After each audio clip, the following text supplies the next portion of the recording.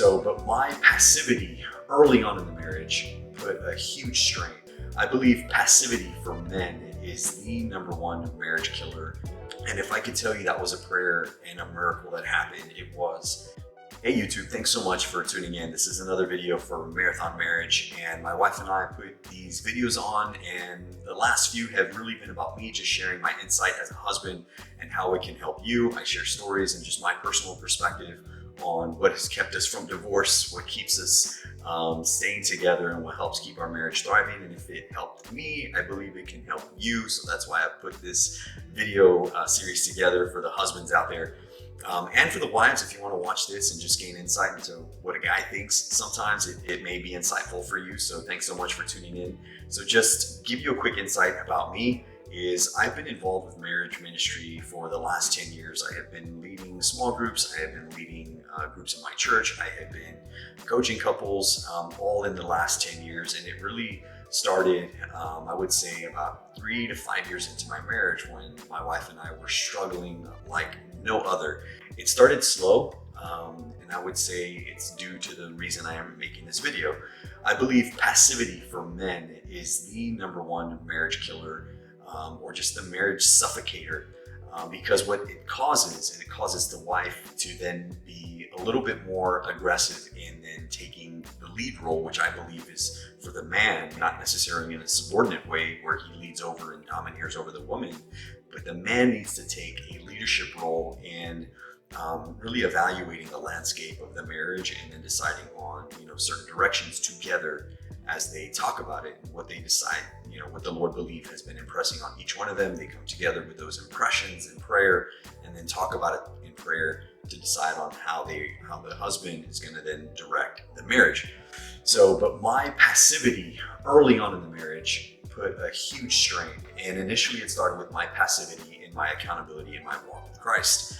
So my wife and I met in college, and when we met in college, I was coming out of an addiction to pornography. She was coming out of a bad self-image and self-worth. And so those two things put together are not very complementary. My pornography put in her an insecurity about the way I viewed her. As we started dating early on, I shared that with her. And then so we worked through that. We realized our sins weren't necessarily aimed at each other, but things that we struggled through separately, but just did not mix well. They're like oil and water. They're just not going to mix well. And it's like, honestly, bringing them together is like gasoline and fire. I mean, it's just going to make things worse. So we worked through that in college. But what was great about what we did in college is we had a really strong support system that we had built through our church. We had friends that we held each other accountable to, and it was awesome. But then when we moved out or graduated from college and moved to Houston, what happened is I did not encourage us to get plugged into a church, and we did, but we didn't necessarily find authenticity in the church that we were at. And so we then moved out from an apartment that we had downtown, and we moved to the burbs, and we plugged into a church, but we didn't necessarily plug in, right? We kind of checked the box and we went, and we kind of went about our way. And that passivity that I was taking, I believe, caused myself to then stray back into old sins. And what that then did is when I decided to come clean from that, because it was weighing on me severely, which was the right thing to do, is to come clean from that sin. And I relapsed into it and wanted to come clean with the wife, my wife Gloria. I just like calling her the wife. It shattered her. It brought her to tears. It really just shattered every thought that she had about how we were in that moment. But what was interesting is my sharing with her that I had that relapse brought out of her that she was still struggling with aggression or just anger issues and physicality, right? She got a little physical with me. I did not put any hands on her. And so I just endured the way she was being physical with me because I felt like I deserved it, which was not the right thing to do anyway, or not the right perspective to take, because I felt like I deserved it for the way my sin had caused so much pain on her. And so I just took it, right? And I just allowed that to happen again because I just felt poor about myself, and I was ready to come clean. And I felt like that was a way for me to make it better, was just allowing her to do that to me. But again, she wasn't right and I wasn't right for those perspectives. What we were right in doing was taking a step to recovery. But what I will say in that moment, man, is she had wanted nothing to do with me. When I shared with her that I had relapsed, she was like, 10-foot pole, you're sleeping, but sleep at arm's length. I mean, if she could have put a brick wall in that bed, she would have done it. And so it was rough. But at the same time, I was not taking it lying down either. I no longer, when I came clean, I stopped being passive. I stopped being passive about my spiritual walk. I started actively reading the Bible. I started actively seeking out things that would help repair our marriage. Because to give you context even further about me is my parents, my mom and my biological father never married. And my mom and my stepfather divorced. And my dad and several of his brothers, they all got divorced. And on my mom's side, several of them have got divorced. So there is a spirit of divorce that is just detrimental to leaving a legacy of change, from your kids to your grandkids to your kids' kids and all that stuff. And so that spirit of divorce, I believe, was trying to rear its ugly head, and it was trying to, take over my marriage, and it was trying to cause the death of my marriage. And I was no way desired for that to happen. And that was honestly the one thing that I set out as a goal for myself, is I'm never getting divorced. And I did not want to necessarily make it an idol and force my marriage to stay together out of sheer grit, but I wanted it to be something that we both did. And so I sought out some resources at my church, and I called my church, and I, talked to as many people as I could to see what was available within the immediate, sadly, most marriages then do this, is when they're in a crisis mode, they then seek out as many resources as possible, hoping to honestly put a Band-Aid or just kind of get through a season until it just kind of fades away.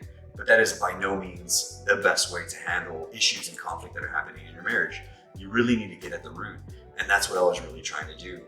And so what I was able to find was there was this couples class happening at my church. And if I could tell you that was a prayer and a miracle that happened, it was. Because I pleaded with my wife when I discovered that there was this class happening at my church. And I was like, please just come with me to this class. I think it can help. And my wife was like, well, fine, if this is going to make you shut up, I'll go. And she honestly phrased it that way, because that's the kind of state our marriage was in at the time.